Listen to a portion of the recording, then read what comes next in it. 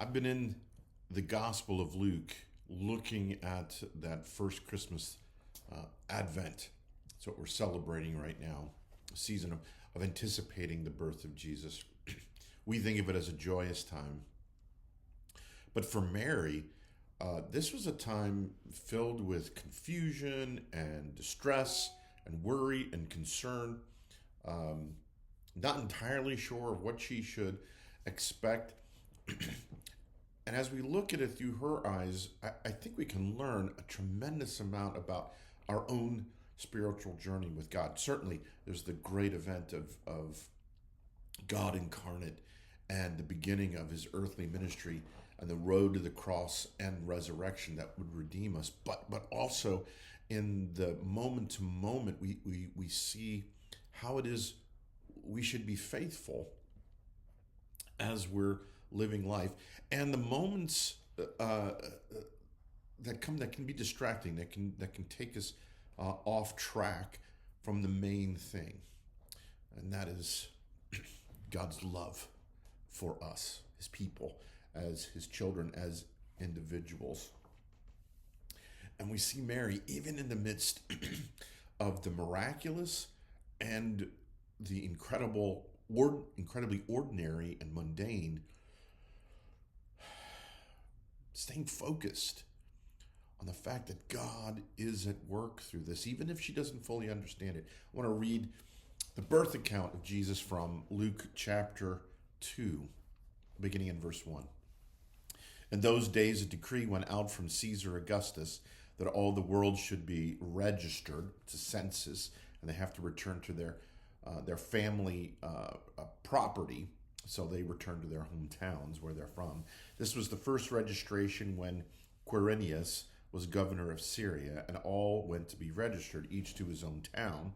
And Joseph also went up from Galilee, from the town of Nazareth, to Judea, the city of David, which is called Bethlehem, because he was of the house and lineage of David, to be registered with Mary, his betrothed, who was with child.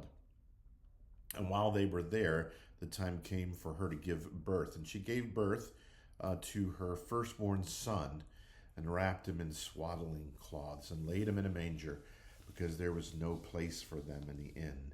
But Mary treasured up all these things, pondering them in her heart. It's been announced. Gabriel says, hey, you're going to have a child. He'll be the savior of the world. And she goes through her pregnancy, and the time comes for her to be, to deliver. And Jesus comes in the normal way, miraculous in terms of the pregnancy, being pregnant, but he's delivered like every other baby is delivered. And as would be the case for any new dad or new mom, there's lots of things going on. That they were in a strange place. They didn't have a proper room or context for which to have the baby. So there might be all kinds of concerns about the setting and making sure he has what he needs. And even in the midst of it, Mary doesn't lose sight of the fact that something big is happening, bigger than just her having her firstborn, which is big enough. She ponders all these things in her heart. She sees the momentous moment it is. Even if she can't fully take it in, she has the sense that something bigger is going on here. She stays on track with that. And it's hard for us to stay on track because we get distracted with all kinds of things. I have a larger sermon where I'm going to be talking about being distracted by the unexpected, the fact that they had to travel, for instance, right before the birth. We're distracted by things being less than we hoped for. This isn't really the way she wanted her baby to be born, in a barn, basically. Not all that she was hoping for. And then sometimes we can be distracted by the totally, utterly expected. She knew the baby was going to be born. And we sometimes, we think about the important things of our life. We think of them as they should be spectacles. They should be momentous. Our wedding day, It should be awful, just wonderful in every way. What a great party. Um, Everybody happy. The birth of our first child. It should be momentous. But really, the important things of life come in very quiet ways.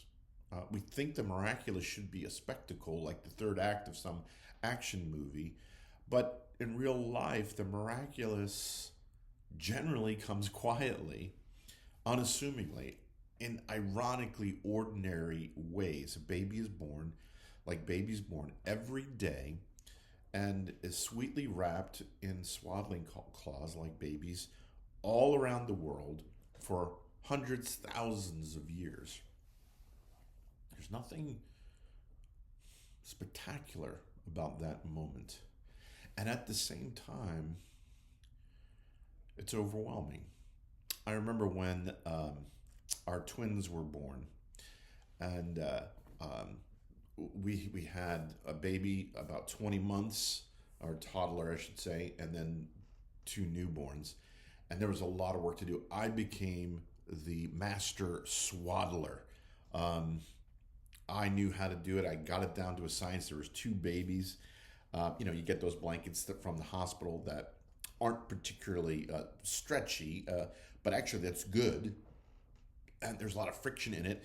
And I lay the blanket out, fold one corner down, put the baby in, wrap it, kind of roll it back and forth, and I could do it really, really quick. Got down to a science because there's just a lot of work to do when you have two babies and a toddler like that. It got worked into my muscle memory. Um, and so I could do it without thinking. And yet at the same time, there were moments as I was doing it for maybe the 552nd time that I would stop and go, this is amazing. These two beautiful babies, these girls, my daughters. Oh my goodness. I'm overwhelmed with the ordinary. And Mary can see to those miraculous things, even in the ordinary, even in the less than expected circumstance, that something amazing is going on here. And we need to be able to do that in our own personal lives, to stop and recognize that we're getting lost in the mundane aspects of things, and to see the incredible gifts God has given us in our family, in our homes, in technology, but also in the way He loves us. He sends someone to live the way we should, perfectly, lovingly, strong, but kind.